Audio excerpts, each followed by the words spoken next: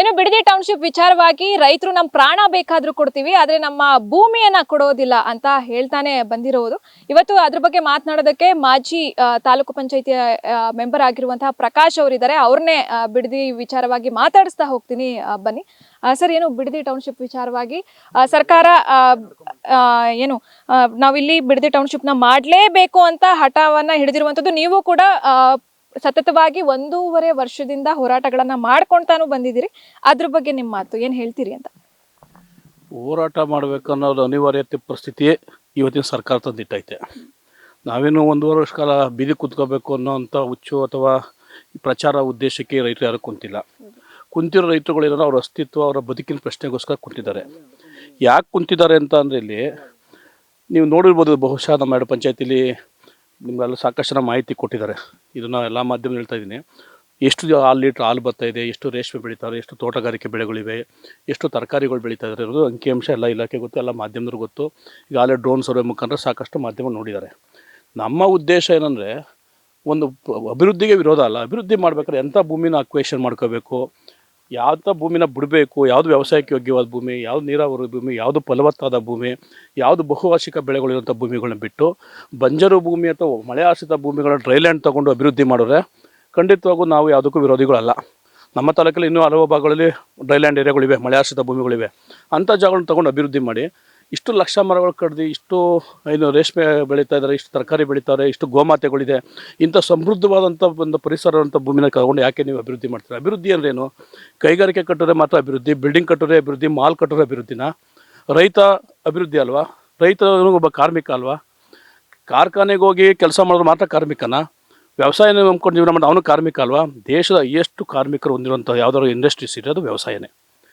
ಈ ದೇಶದಲ್ಲಿ 70%. ಈ ಭಾಗದ ಸುಮಾರು 15,000 to 17,000 ಏನು ಪಾಪ್ಯುಲೇಷನ್ ಇದೆ, ಮಕ್ಕಳು ತಗೋ ಒಂದು 12,000 ಎಬೋ 18 years ಇದ್ದಾರೆ. ಆ 12,000ದಲ್ಲಿ ಸುಮಾರು ಏನಿಲ್ಲ ಈ ವ್ಯವಸಾಯದಲ್ಲಿ ಅವಲಂಬಿತವಾಗಿರೋರಂಥವ್ರು ಸುಮಾರು ಒಂದು 6,000 to 7,000 ಜನ ವ್ಯವಸಾಯ ಅವಲಂಬಿತವಾಗಿದ್ದಾರೆ. 8,000 ಇದ್ದಾರೆ. ಇಲ್ಲೇನೋ ಒಂದು ಟೌನ್ಶಿಪ್ ಆ 8,000 ಜನಕ್ಕೆ ಏನು ಉದ್ಯೋಗ ಸೃಷ್ಟಿ ಈ ಟೌನ್ಶಿಪ್ಪಲ್ಲಿ ಆಗುತ್ತೆ? ಒಂದು ಪ್ರಾಜೆಕ್ಟ್ ಮಾಡಬೇಕಾದ್ರೆ ಸಾಧಕ ಬಾಧಕಗಳು, ಇದರ ಅನುಕೂಲ ಏನು, ಅನಾನುಕೂಲ ಏನು, ರೈತರಿಗಾಗೋ ತೊಂದರೆ ಏನು, ಅನುಕೂಲ ಏನು, ಎಲ್ಲವನ್ನು ಸಾಧಕ ಬಾಧಕಗಳು ಚರ್ಚೆ ಮಾಡಬೇಕು, ಗ್ರಾಮ ಸಭೆಗಳು ಮಾಡಬೇಕು, ರೈತ ಅಭಿಪ್ರಾಯ ಕೇಳಬೇಕು. ಇಷ್ಟು ದೊಡ್ಡ ಒಂದು project 9,100 acres not A small project. ಇಷ್ಟು ದೊಡ್ಡ ಪ್ರಾಜೆಕ್ಟ್ ಮಾಡಬೇಕಾದ್ರೆ ಸರ್ಕಾರ ಬಂದು ಗ್ರಾಮ ಸಭೆಗಳು ಮಾಡಿ, ಹಳ್ಳಿಗಳಲ್ಲಿ ಬಂದು ಭೇಟಿಗಳು ಮಾಡಿ, ರೈತರು ವಿಶ್ವಾಸ ತಗೊಂಡು ಅಥವಾ ನೀವು ಇಂಥ ಪ್ರಾಜೆಕ್ಟ್ ಮಾಡ್ತಾಯಿದ್ದೀವಿ, ಇದರಿಂದ ಅನುಕೂಲ ಏನಾಗುತ್ತೆ, ರೈತರಿಗೆ ಏನು ಅನುಕೂಲ ಆಗುತ್ತೆ ಎಲ್ಲ ಮಾತಾಡ್ತಾರೆ. ಯಾರೋ ರಾಜಕಾರಣಿಗಳು ಕೇಳೋರೆ ಈ ನಾವೆಲ್ಲ ಮಾಡಿತು ಕುಮಾರಸ್ವಾಮಿಯವರು. ಇದೊಂದು ಕಾಮನ್ ಉತ್ತರ. ನನಗೆ ಯಾರು ಮಾಡೋದು ಮುಖ್ಯ ಅಲ್ಲ. ನನ್ನ ಪ್ರಶ್ನೆ ಏನಂತಂದರೆ ಈ ಪ್ರಾಜೆಕ್ಟಿಂದ ರೈತರಿಗಾಗೋ ಅನುಕೂಲ ಏನು? ಇಲ್ಲಿ ಭೂಮಿ ಕಳ್ಕೊಂಡಂಥವ್ರಿಗೆ ಕೇವಲ ಇಲ್ಲಿ ಸಿಗ್ತಾ ದುಡ್ಡು ಕೊಡ್ತಾರೆ. ಒಳ್ಳೆ ಪ್ರಾಜೆಕ್ಟು. ಏನು ಒಳ್ಳೆ ಪ್ರಾಜೆಕ್ಟು? ಇಲ್ಲಿ ಎಷ್ಟು ನಿರುದ್ಯೋಗ ಸೃಷ್ಟಿಯಾಗುತ್ತಾ, ಉದ್ಯೋಗ ಸೃಷ್ಟಿಯಾಗುತ್ತಾ? ಇದಕ್ಕೆ ಉತ್ತರ ಬೇಕು. ಇಲ್ಲಿ ವ್ಯವಸಾಯ ಕೂಲಿ ಕಾರ್ಮಿಕರುಗಳಿಗೆ ಏನು ಮಾಡ್ತೀರಾ? ಉತ್ತರ ಇಲ್ಲ. ಬೇರೆಯವ್ರ ಜಮೀನ ಪಾಲುಗಾರಿಕೆ ಜೀವನ ಮಾಡ್ಕೊಂಡು ಬದುಕ್ತವ್ರೆ, ಅವ್ರಿಗೆ ಏನು ಮಾಡ್ತಾರೆ? ಉತ್ತರ ಇಲ್ಲ. ಇಲ್ಲಿ ಸಣ್ಣ ಜಮೀನವರು ತುಂಡು ಜಮೀನವರು ಬದುಕು ಕಟ್ಕೊಂಡವ್ರೆ, ಆ ಬದುಕಿಗೆ ಏನು ಮಾಡ್ತಾರೆ? ಉತ್ತರ ಇಲ್ಲ. ಇಷ್ಟು ಲಕ್ಷ ಮರಗಳು ಕಡಿದ್ರೆ ಪರಿಸರದ ಮೇಲೆ ಆಗೋ ಪರಿಣಾಮ ಏನು? ಒಂದು ಆಕ್ಸಿಜನ್ ಏನಾಗ್ಬೋದು, ಪೊಲ್ಯೂಷನ್ ಏನಾಗ್ಬೋದು, ಇದ್ರ ಬಗ್ಗೆ ಉತ್ತರ ಇಲ್ಲ. ಅಥವಾ ಇಲ್ಲಿ ಏನು ಆಹಾರ ಭದ್ರತೆಗೆ ತೊಂದರೆ ಆಗ್ಬೋದು, ಅದ್ರ ಬಗ್ಗೆ ಉತ್ತರ ಇಲ್ಲ. ಈ ಬೆಂಗಳೂರಿಗೆ 22,000 ಲೀಟ್ರ್ ಒಂದು ದಿನಕ್ಕೆ ಹಾಲು ಹೋಗ್ತಾ ಇದೆಯಲ್ಲ, ಏಕ್ದಮ್ ನಾಳೆ ಬೆಳಗ್ಗೆ 26,000 ಲೀಟ್ರ್ ಏಕ್ದಮ್ ನಾಳೆ ಬೆಳಗ್ಗೆ ನಿಲ್ಲಿಸ್ರೆ ಇದಕ್ಕೆ ಆಲ್ಟರ್ನೇಟ್ ಹಾಲಿಗೆ ಏನು ಮಾಡಿದ್ದೀರಾ? ಉತ್ತರ ಇಲ್ಲ. ಎಲ್ಲ ಏನಂದರೆ ಒಂದು ರಿಯಲ್ ಎಸ್ಟೇಟ್ ಮೈಂಡಲ್ಲೇ ಯೋಚನೆ ಮಾಡ್ತಾರೆ ವಿನಃ ಅಭಿವೃದ್ಧಿ ಅಂದರೆ ಇಲ್ಲಿನಂಥ ಮರ ಗಿಡಗಳಿಗೆ, ಇಲ್ಲಿರೋ ರೈತರುಗಳಿಗೆ ಹೆಚ್ಚಿನ ಬೆಂಬಲ ಕೊಡಬೇಕು. ಅವ್ರು ಬೆಳೆದ ತರಕಾರಿಗಳಿಗೆ, ಹಣ್ಣು ಹಂಪಲುಗಳಿಗೆ ಒಳ್ಳೆ ಬೆಲೆ ಸಿಕ್ಕೋ ಮಾಡಬೇಕು ಅಂತ ಮಾರುಕಟ್ಟೆ ಸೃಷ್ಟಿ ಮಾಡಿಕೊಡ್ಬೇಕು. ರೈತರುಗಳಿಗೆ ಸಬ್ಸಿಡೀಸ್ ಕೊಡಬೇಕು. ಈ ಥರ ಒಂದು ಇದನ್ನ ಅಭಿವೃದ್ಧಿ ಅಂತಾರೆ ವಿನಃ ಇದೆಲ್ಲ ಮರಗಳೆಲ್ಲ ಕಡಿದ್ಬಿಟ್ಟು ಹಸ್ಗಳನ್ನೆಲ್ಲ ಘೋಷಣೆನೋ ಕಸಾಯನ ಕಳಿಸ್ಬಿಟ್ಟು ಕೂಲಿ ಕಾರ್ಮಿಕರನ್ನೆಲ್ಲ ಭಿಕ್ಷೆ ಬಿಡಕ್ಕೆ ಬಿಟ್ಬಿಟ್ಟು ಇದು ಅಭಿವೃದ್ಧಿನ? ಅಭಿವೃದ್ಧಿ ಅನ್ನೋದು ಚಿಂತನೆ ಮಾಡಬೇಕಾದ್ರೆ ಸ್ವಲ್ಪ ಪರಿಸರವಾದಿಗಳು ಏನು ಈ ನಮಗೆ ಆಹಾರ ಭದ್ರತೆಗೆ ಏನು ತೊಂದರೆ ಆಗುತ್ತೆ, ರೈತರಿಗೆ ಏನು ತೊಂದರೆ ಆಗುತ್ತೆ, ಈ ಪ್ರಾಜೆಕ್ಟಿಂದ ಎಷ್ಟು ಉದ್ಯೋಗ ಸೃಷ್ಟಿಯಾಗುತ್ತೆ, ಭೂಮಿ ಕಳ್ಕೊಂಡವ್ರಿಗೆ ಏನಾಗ್ಬೋದು, ಭೂಮಿ ಇಲ್ದಿರೋರ್ಗೆ ಏನಾಗ್ಬೋದು, ಕೂಲಿ ಕಾರ್ಮಿಕರನ್ನ ಬಗ್ಗೆ ಚರ್ಚೆ ಆಗಬೇಕು. ಅದು ಎಲ್ಲಿ ಗ್ರಾಮ ಸಭೆಗಳು ಆಗಬೇಕು. ಸರ್ಕಾರಿ ಅಧಿಕಾರಿಗಳು ಒಂದು ಭೂಸ್ವಾಧೀನ ಪ್ರಕ್ರಿಯೆ ಮುಂಚೆ ಮಾಡಬೇಕಾಗಿತ್ತು. ಯಾವುದೂ ಇಲ್ಲದಕ್ಕೆ ಏಕಾಏಕಿ ಭೂಸ್ವಾಧೀನ ಮಾಡ್ತೀರಾ? ಇದು ಎಷ್ಟು ಮಟ್ಟಿಗೆ ಅಭಿವೃದ್ಧಿ ನೀವು ಹೇಳಿ ಸರ್. ಈಗ ನಿಮ್ಮ MLA ಅವರು ಒಂದು ಹೇಳಿಕೆಯನ್ನು ಕೊಟ್ಟಿದ್ದಾರೆ ಸರ್. ಅಂತ ಅಂದ್ರೆ ಅವರು ಒಂದು ಸರಿ ಏನೋ ಸೋತಿರ್ತಾರೆ, ಆ ಟೈಮಲ್ಲಿ ನಾನು 1 ತುಂಡು ಭೂಮಿ ಕೊಡಲ್ಲ ಅಂತ ಹೇಳ್ತಾರೆ. ಇವಾಗ ಅವರೇ ಇದಕ್ಕೆ ಸಪೋರ್ಟ್ ಮಾಡ್ತಿದ್ದಾರೆ. 15 ದಿನದೊಳಗಡೆ ದುಡ್ಡು ಬರುತ್ತೆ ನಿಮ್ಮ ಅಕೌಂಟ್ಗೆ ಅಂತ ಒಂದು ಹೇಳಿಕೆಯನ್ನು ಕೂಡ ಹೇಳಿದ್ದಾರೆ. ಅದೆಷ್ಟರ ಮಟ್ಟಿಗೆ ಸರಿ ಅದ ಅಂತ? 2020ರಲ್ಲಿ ಈ 9,100 1,000 ಎಕರೆನ KDB ತಗೊಂಡ್ರು. ಆ ಸಮಯದಲ್ಲಿ 1,000 ಎಕರೆ 850 ಎಕರೆಷ್ಟು ಎಸ್ಪೇರ್ ತಿಮ್ಮೇಗೌಡರು ಶುಗರ್ ಫ್ಯಾಕ್ಟ್ರಿ ಕಾರ್ಖಾನೆ ಸಂಬಂಧಪಟ್ಟಂಥ ಜಾಗ ಇತ್ತು. ಸೊ ಆ ಸಮಯದಲ್ಲಿ ಅವರು ಬ್ಯಾಂಕ್ಗಳಿಗೆ ಸಾಲಗಳು ತೊಗೊಂಡ್ರು. ಆ ಸಮಯದಲ್ಲಿ ಅವ್ರು ಬ್ಯಾಂಕ್ ಸಾಲ ತೀರ್ಸೋಕ್ಕೋಸ್ಕರ ಅವರು ಕನ್ಸಲ್ಟಿಂಗ್ ಅಕ್ವೇಷನ್ ಕೊಟ್ಟರು. ಒಂದು ಭೂಸ್ವಾಧೀನ ಆಗಬೇಕು ಅಂತಂದರೆ ಒಂದು ಕೈಗಾರಿಕಾ ಅಥವಾ ಒಂದು ಲೇಔಟ್ ಬಡಾವಣೆ ಒಳಗೆ 80% ರೈತರು ಒಪ್ಕೋಬೇಕು ಅಂತ ಇರೋದ್ರಿಂದ ಆ 80% ಜಮೀನು ಒಬ್ಬರದೇ ಸಿಕ್ಕೋದ್ರಿಂದ ಅಷ್ಟೊಂದು ವಿರೋಧ ಹೋರಾಟ ಆಗಲಿಲ್ಲ. ಆದರೂ ನಾನು ಹೋರಾಟ ಅವತ್ತು ನಿಲ್ಲಿಸಲಿಲ್ಲ. 2020 ನಾನೇ ಹೋರಾಟ ಪ್ರಾರಂಭ ಮಾಡಿದೆ. ಆದರೆ ಅಲ್ಲಿ ಹೆಚ್ಚಿನ ಸಂಖ್ಯೆ ಭೂಮಿ ರೈತರಿಗೆ ಹೋಗ್ದಿರೋದ್ರಿಂದ ರೈತರು ನನಗೆ ಅಷ್ಟೊಂದು ಬೆಂಬಲ ಕೊಡಲಿಲ್ಲ.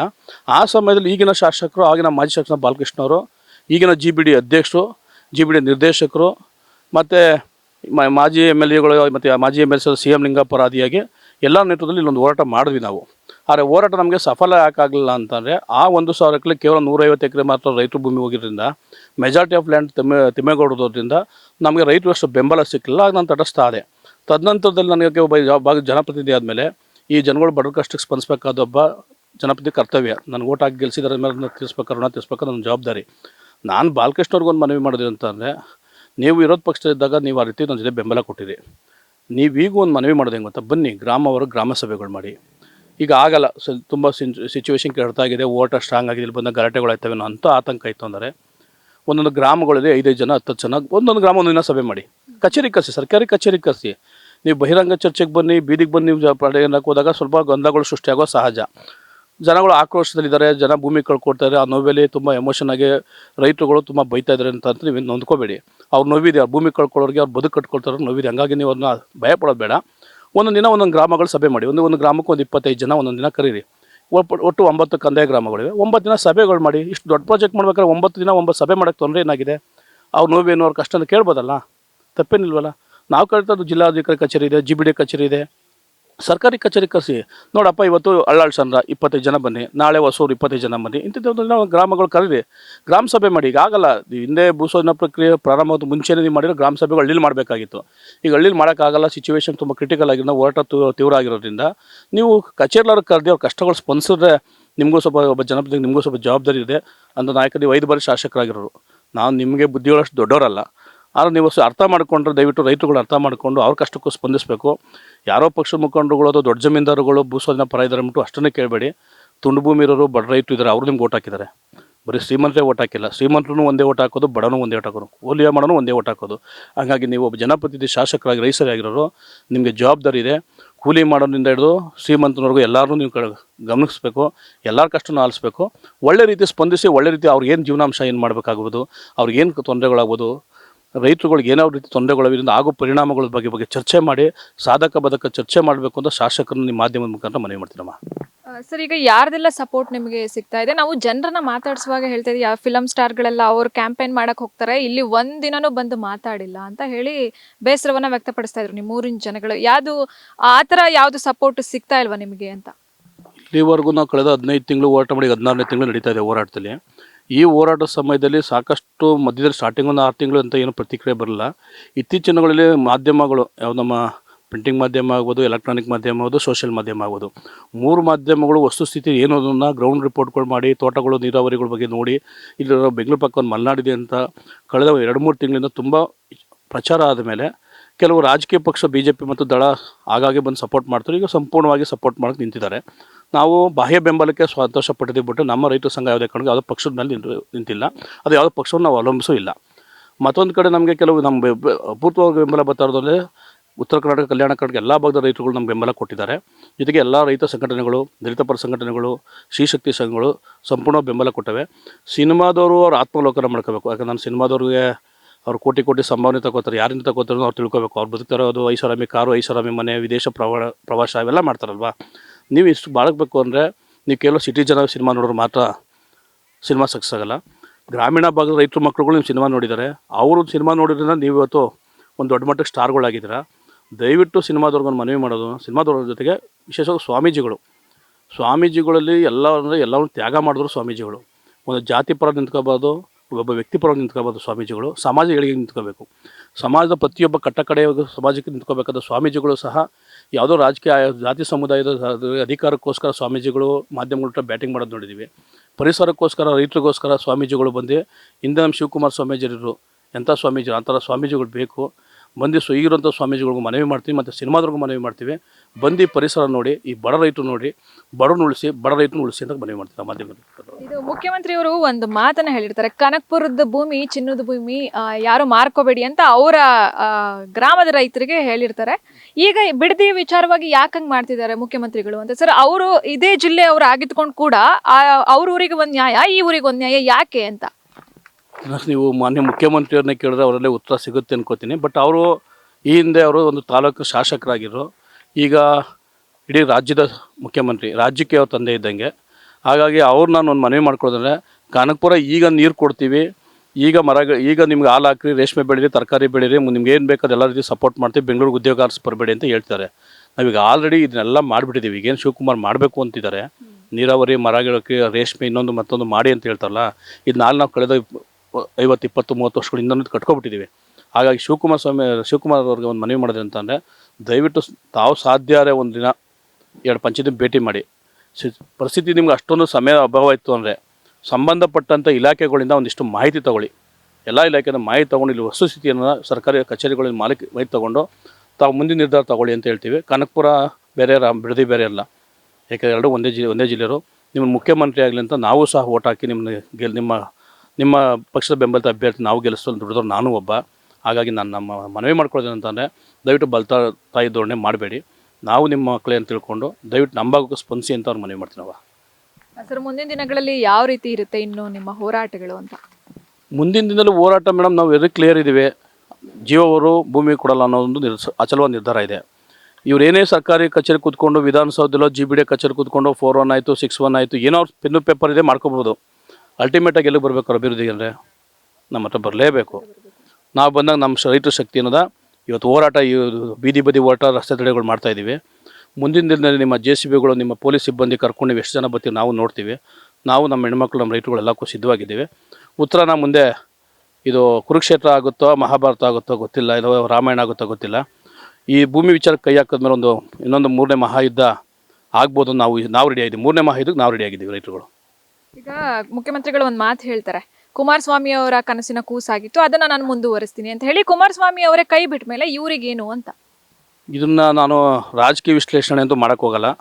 ಯಾಕೆಂದರೆ ಕುಮಾರಸ್ವಾಮಿ ಅವರು ಯಾಕಂದರೆ ಕುಮಾರಸ್ವಾಮಿ ಮಾಡಿದಾಗ 2006 ನಾವು ಇನ್ನೂ ಸ್ಟೂಡೆಂಟ್ ಲೈಫು. ಹಾಗಾಗಿ ನಾವು ವಿದ್ಯಾರ್ಥಿ ಜೀವನದಿಂದ ಅವತ್ತಿನ ಏನೇನು ಬೆಳವಣಿಗೆ ಅಂತ ನನಗೆ ಮಾಹಿತಿ ಇಲ್ಲ.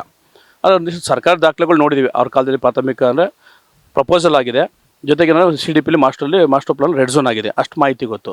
ಅವ್ರು ಬಿಟ್ಟರೋ ಗೊತ್ತಿಲ್ಲ. ಮತ್ತೊಂದೇನಂತ ಅಂದರೆ, ಪ್ರಾಥಮಿಕ ಅಧಿಸೂಚನೆ ಮತ್ತು ಅಂತಿಮ ಅಧಿಸೂಚನೆ ಇದು ಸರ್ಕಾರದಲ್ಲಿ ಪ್ರಕ್ರಿಯೆಗಳು. ನಮಗೆ ಪ್ರಾಥಮಿಕ ಅಧಿಸೂಚನೆ ರೈತರಿಗೆ ಬಂದಿತ್ತು ಯಾವತ್ತು? ಮಾರ್ಚ್ 12, 2025 ಅಷ್ಟು ಗೊತ್ತು. ಅದಕ್ಕೆ ಮುಂಚೆ ರೈತರಿಗೆ ಯಾವ್ದು ನೋಟಿಸನ್ನು ಬಂದಿದ್ರೆ ನಾವು ಹೇಳ್ಬೋದಾಗಿತ್ತು ಪ್ರಾಥಮಿಕ ಅಧಿಸೂಚನೆ ಯಾವ ದಿನಾಂಕ ಆಗದೆ ಅಂತ. ಕುಮಾರಸ್ವಾಮಿ ಅವ್ರ ಕಾಲದಲ್ಲಿ ಪ್ರಪೋಸಲ್ ಆಗಿದೆ, ರೆಡ್ ಝೋನ್ ಆಗಿದೆ, ಸತ್ಯ ದಾಖಲಾತಿಗಳು ನಾವು ನೋಡಿದ್ದೀವಿ. ಆದರೆ ಅವರು ರೈತರ ಒತ್ತಡಕ್ಕೆ ಅದನ್ನ ಮುಂದುವರಿಸಲು ಸ್ಟಾಪ್ ಮಾಡಿದ್ದಾರೆ. ಆದರೆ ಕೈ ಬಿಟ್ಟರು ಅಂತ ನಾನು ಹೇಳೋಕ್ಕಾಗಲ್ಲ. ಕೈ ಬಿಟ್ಟಿರೋ ಇವತ್ತು ರೆಡ್ ಝೋನ್ ಡಿಲೀಟ್ ಆಗಿದ್ರೆ ಅಥವಾ ರೆಡ್ ಝೋನ್ ಮಾಡದೆ ಹೋಗಿದ್ರೆ ನಾವು ಇವತ್ತು ಈ ಪರಿಸ್ಥಿತಿ ಎದುರಿಸ್ತಾ ಇರಲಿಲ್ಲ. ಆದರೆ ಸರ್ಕಾರದಿಂದ ಯಾವುದೇ ಥರ ರೈತರಿಗೆ ಯಾವುದು ಅವತ್ತಿನ ನೋಟಿಸ್ ಬಂದಿರಲಿಲ್ಲ. ನಮಗೆ ಪ್ರಾಥಮಿಕ ಅಧಿಸೂಚನೆ ಏನು ಪ್ರಿಮಿನಲ್ ನೋಟಿಫಿಕೇಶನ್ ಆಗೋದೇ 2025 ಮಾರ್ಚ್ 12. ಹಾಗಾಗಿ ನಾವು ಈ ಒಂದು ಕೋರ್ಟ್ಗೆ ಹೋಗಲಿ, ಒಂದು ದಾಖಲೆಗಳು ಹೇಳಿದೆ, ನಿಮಗೆ ಪ್ರಾಥಮಿಕ ಅಧಿಸೂಚನೆ ಯಾವ ದಿನಾಂಕ ಆಗ್ತಂತ ಅಲ್ಲಿಂದನೇ ಭೂಸ್ವಾಧೀನ ಪ್ರಕ್ರಿಯೆ ಅಂತ ಪ್ರಪೋಸಲ್ನ ಪ್ರಕ್ರಿಯೆ ಅನ್ನಲ್ಲ. ಸೊ ಅದನ್ನು ದಯವಿಟ್ಟು ಅಧಿಕಾರಿಗಳು ಸ್ವಲ್ಪ ಅರ್ಥ ಮಾಡ್ಕೋಬೇಕು ವಿಚಾರದಲ್ಲಿ. ಇವರು ಅವ್ರ ಮೇಲೆ ಹೇಳ್ತಾರೆ, ಅವ್ರ ಮೇಲೆ ಹೇಳ್ತಾರೆ. ಬಟ್ ಒಂದು ಮಾತು ಹೇಳ್ತೀನಿ, ರಾಜಕೀಯ ಪಕ್ಷಗಳು ಒಂದಾಣಿದ 2 ಮುಖಗಳು. ಅಧಿಕಾರ ವಿರೋಧ ಪಕ್ಷ ಇದ್ದಾಗೊಂದು, ಆಡಳಿತ ಪಕ್ಷ ಇದ್ದಾಗೊಂದು. ಅವತ್ತು ಕುಮಾರಸ್ವಾಮಿ ಅವ್ರು ಮಾಡೋಕ್ಕೆ ಹೋದಾಗ ಹೋರಾಟ ಮಾಡಿದ್ರು ಶಿವಕುಮಾರ್ ಅವರು ಬೇಡ ಅಂತ. ಇವತ್ತು ಮಾಡ್ತೀರ್ತಿ ಅಂತ ಹೇಳ್ತಾರೆ ಶಿವಕುಮಾರ್ ಅವರೇ. ಅವತ್ತು ಮಾಡಬೇಕು ಅಂತ ಹೋದ್ರು ಕುಮಾರಸ್ವಾಮಿ ಅವರು, ಇವತ್ತು ಬೇಡ ಅಂತ ಹೇಳ್ತಾರೆ ಕುಮಾರಸ್ವಾಮಿ ಅವರೇ. ಹಾಗಾಗಿ ನಾನು ಹೇಳೋದೊಂದೇ, ನಿಮ್ಮಿಬ್ಬರು ಕಿತ್ತಾಡ್ತಲ್ಲಿ ತಂದೆ ತಾಯಿ ಜಗಳದ, ಅಪ್ಪ ಅಮ್ಮಂಗೆ ಜಗಳದ ಕೂಸ್ಪಡ್ಬಾಯ್ತು ಅಂತ ಈ ಬಡ ರೈತರನ್ನ ಬಡವ್ರು ಮಾಡಬೇಡಿ. 2 ಪಕ್ಷದವ್ರಿಗೆ ಮನವಿ ಮಾಡ್ತೀನಿ. ಏನು BJP ಅವರಲ್ಲಿ ಆವತ್ತಿನ ಪರಿಸ್ಥಿತಿ ಯಡಿಯೂರಪ್ಪ ಉಪಮುಖ್ಯಮಂತ್ರಿ ಆಗಿದ್ರು 2006-7ರಲ್ಲಿ. ಹಾಗಾಗಿ ಅವರು 3 ಪಕ್ಷಕ್ಕೆ ಹೇಳ್ತೀನಿ, ನಿಮ್ಮ ರಾಜಕೀಯ ನೀವು ವಿಧಾನಸೌಧ ಇಟ್ಕೊಳ್ಳಿ, ರೈತರು ಜೀವನದಲ್ಲಿ ಇಟ್ಕೋಬೇಡಿ ಅಂತ ಹೇಳ್ತೀನಿ ಅವ್ರಿಗೆ. ಸರ್, ಮತ್ತೆ ಈಗ 26ನೇ ತಾರೀಕು ವಿಧಾನಸೌಧಕ್ಕೆ ಕರೆದಿದ್ರು DK ಶಿವಕುಮಾರ್ ಅವರು ಕುಮಾರಸ್ವಾಮಿ ಅವ್ರನ್ನ. ಈಗ ಕುಮಾರಸ್ವಾಮಿ ಅವರು ಹೇಳಿದ್ದಾರೆ, ಇಲ್ಲೇ ಬೈರಹೊಂಗಲದಲ್ಲಿ ರೈತರ ಸಮ್ಮುಖದಲ್ಲೇ ಮಾತಾಡೋಣ ಬನ್ನಿ ಅಂತ ಹೇಳಿದ್ದಾರೆ. ಇದು ಹೇಳಿದ್ನಲ್ಲ, ಅವೆರಡು ಪಕ್ಷ ತೀರ್ಮಾನ ಆಗೋದು. ಕುಮಾರಸ್ವಾಮಿ ಅವರು, DK ಶಿವಕುಮಾರ್ ಅವರು ವಿಧಾನಸೌಧದಲ್ಲೂ ಮಾಡಲಿ, ಬೈರಮಂಗಲದಲ್ಲೂ ಮಾಡಲಿ, ಜಿಲ್ಲಾಧಿಕಾರಿಗಳು ಮಾತಾಡಲಿ, ನಮ್ಮದೇನು ಅಭ್ಯಂತರ ಇಲ್ಲ, ಸಂತೋಷ. ಅವ್ರವ್ರು ದೊಡ್ಡವರು, ಅವರು ಮುಖ್ಯಮಂತ್ರಿ, ಮಾಜಿ ಮುಖ್ಯಮಂತ್ರಿಗಳವ್ರಿಗೆ ಹೇಳೋಷ್ಟು ದೊಡ್ಡನಲ್ಲ. ನಾನೊಂದು ಮನವಿ ಮಾಡ್ಕೋತೀನಿ, 15 ತಿಂಗಳಿನ ಮಹಿಳೆಯರು ಬೀದಿಲಿ ಕುಂತವ್ರೆ, ಬಿಸಿಲು ಮಳೆ ಚಳಿ ಅಂದರೆ ಕುಂತವ್ರೆ. ಅವ್ರನ್ನ ಯಾಕೆ ನೀವು ಒಂದು ಸಭೆ ಕರೆ, ರೈತರು ಕಷ್ಟ, ಅವ್ರ ಹೆಣ್ಮಕ್ಳು ಕಷ್ಟ ಕೇಳಲಿಲ್ಲ? 15 ತಿಂಗಳು ಬೇಕಾಗಿತ್ತಾ? ಅವ್ರನ್ನ ಯಾಕೆ ನೀವು ಒಂದು ಸಭೆ ಕರೀಲಿಲ್ಲ? ಅವ್ರನ್ನ ಯಾಕೆ ಅವ್ರ ಕಷ್ಟ ಸುಖ ಕೇಳಲಿಲ್ಲ? ಕೇಳ್ಬೋದಾಯ್ತಲ್ಲ. ನೀವು 5 ಜನ ಬನ್ನಿ ಅಂತ ಇವತ್ತು ಕುಮಾರಸ್ವಾಮಿ ಅವ್ರಿಗೆ ಹೇಳ್ತೀರಾ. 15 ತಿಂಗಳು ನಮ್ಮ ಮಹಿಳೆಯರು ಬೀದಿ ಕುಂತಿರಲ್ಲ, ಯಾಕೆ ಕರಿಲ್ಲ ನೀವು? ಏನಮ್ಮ ನಿಮ್ಮ ಕಷ್ಟ ಯಾಕೆ ಕುಂತವ್ರು ಮಹಿಳೆ ಅಂತ ಮಾಧ್ಯಮದ ಪ್ರತಿನಿತ್ಯ ತೋರಿಸ್ತಾವ್ರಲ್ಲ. ನಾನು ಕೇಳೋದು ಮೊದಲು ರೈತರನ್ನ ಕರೆದು ರೈತರ ಕಷ್ಟ ಸುಖ ಕೇಳಿ, ರೈತರು ನೋವೇನು ಕೇಳಿ. ಪಕ್ಷದ ನೀವೇನೋ ಮಾಡ್ಕೊಳ್ಳಿ, ನಾವು ಅದ್ರ ಬಗ್ಗೆ ನಾವು ಮಧ್ಯದ ತಲೆ ಹಾಕಲ್ಲ, ನಿಮ್ಮ ದೊಡ್ಡವ್ರ ವಿಚಾರಕ್ಕೆ ನಾವು ತಲೆ ಹಾಕಲ್ಲ. ನಮ್ಮ ಮನವಿ ಏನಂತಂದರೆ ರಾಜಕೀಯ ಬಿಟ್ಟು ರೈತರುಗಳ ಕಷ್ಟ ಸುಖ ಸ್ಪಂದಿಸಿ, ರೈತರುಗಳ ಕಷ್ಟ ಕೇಳಿ, ರೈತನ ಸಭೆ ಮಾಡಿ. ಕಳ್ಕೊತಾರರು ರಾಜಕೀಯ ಪಕ್ಷದವರಲ್ಲಿ ರಾಜಕಾರಣಿಗಳು ಹೇಗೆ ಬೇಕಾದ್ರೂ ಬದುಕ್ತಾರೆ, ಬದುಕಕ್ಕೆ ಏನು ಬೇಕೋ ಎಲ್ಲ ಮಾಡ್ಕೊಂಡಿದ್ದಾರೆ. ಆದ್ರೆ 10 ಗುಂಟೆ 20 ಗುಂಟೆ ಒಂದೇ ಕಡೆ ಬದುಕು ಕಟ್ಕೊಂಡಲ್ಲ, ಆ ಬದುಕಿನ ಜೊತೆ ಆಟ ಆಡಬೇಡಿ. ಅವ್ರ ಶಾಪ ಯಾವುದೇ ಕಾರಣಕ್ಕೂ ಯಾರೇ ಆಗಲಿ, ಯಾವುದೇ ರಾಜಕಾರಣಿಯಲ್ಲಿ ಯಾವುದೇ ಅಧಿಕಾರಿಗಳಾಗ್ಬೋದು, ಈ ಕಲ್ಪವೃಕ್ಷ ಕಡಿದ ಕರ್ಮ, ಈ ಗೋಮಾತೆನ ಕಸಾಯಿಕರ ಕಳೆದ ಕರ್ಮ, ಈ ಬಡ ರೈತರು, ಈ ಕೂಲಿ ಕಾರ್ಮಿಕರ ಕಣ್ಣೀರು, ಈ ಶಾಪ ಯಾರನ್ನೂ ಬಿಟ್ಟಿತ್ತಲ್ಲ. ಕರ್ಮ ಅನ್ನೋದು ಅದೆಲ್ಲ, ಇದು ಯಾರನ್ನೂ ಬಿಟ್ಟಿತ್ತಲ್ಲ. ನಾನವರು ಅನುಭವಿಸ್ಬಿಟ್ಟು ಹೋಗ್ಬೇಕು, ರಾಜಕಾರಣಿಗಳು ಅನುಭವಿಸ್ಬೇಕು, ಅಥವಾ ಅಧಿಕಾರಿಗಳು ಅನುಭವಿಸ್ಲೇಬೇಕು. ಆಗ ನಾನು ಮನವಿ ಮಾಡೋದು, ನಾನು ಬೇರೆ ಥರ ಟೀಕೆ ಮಾಡಿ ಕೆಟ್ಟ ಬೈಯಲ್ಲ, ಅರ್ಥ ಮಾಡಿಸ್ತಾಯಿದ್ದೀನಿ, ಅರ್ಥ ಮಾಡ್ಕೊಳ್ಳಿ. ಕರ್ಮ ಅನ್ನೋದು ಯಾರನ್ನೂ ಬಿಟ್ಟಿತ್ತಲ್ಲ. ನಾಳೆ ನೀವು ಮುಂದೆ ಅನುಭವಿಸ್ಬೇಕು, ಅಥವಾ ನಿಮ್ಮ ಕುಟುಂಬದ ಮುಂದಿನ ಪೀಳಿಗೆಯರು ಅನುಭವಿಸ್ಬೇಕಾಗತ್ತೆ. ಬಡವ್ರ ಕಣ್ಣೀರು, ಹೆಣ್ಮಕ್ಳು ಕಣ್ಣೀರು, ಈ ಕಲ್ಪವೃಕ್ಷ ಕಡಿದ ಕರ್ಮ, ಈ ಗೋಮಾತೆ ಕಡಿಯೋಂಥದ್ದಕ್ಕೂ ಏನೋ ಕಸಾಯಿಖಾನೆ ಕಳಿಸೋ ಕರ್ಮ ಅದಲ್ಲ. ಇದಕ್ಕೆ ಉತ್ತರನ ಮುಂದಿನ ಆ ದೇವರು ಅಂತ ಇದ್ದರೆ, ಅಥವಾ ಈ ಪ್ರಕೃತಿ ದೇವತೆ ಅಂತ ಇದ್ದರೆ ನಿಜವಾದ ಶಿಕ್ಷೆ ಕೊಟ್ಟೆ ಅಂತ ಹೇಳ್ತೀನಿ. ಏನು ಬಿಡದಿ ಜನರ ಹೋರಾಟಕ್ಕೆ ನ್ಯಾಯ ಅಂತೂ ಖಂಡಿತವಾಗ್ಲೂ ಸಿಕ್ಕೇ ಸಿಗುತ್ತೆ. ಹೀಗೆ ಸರ್ಕಾರ ಏನ್ ನಿಲುವನ್ನ ತಗೊಳುತ್ತೆ ಅನ್ನೋದನ್ನ ನಾವು ಮುಂದಿನ ದಿನಗಳಲ್ಲಿ ನೋಡ್ಬೇಕಾಗಿದೆ. ಕ್ಯಾಮ್ರಾ ಪರ್ಸನ್ ತೇಜು ಜೊತೆ ಲಾವಣ್ಯ, ಬಿಡದಿ ರೆಬೆಲ್ ಟಿವಿ.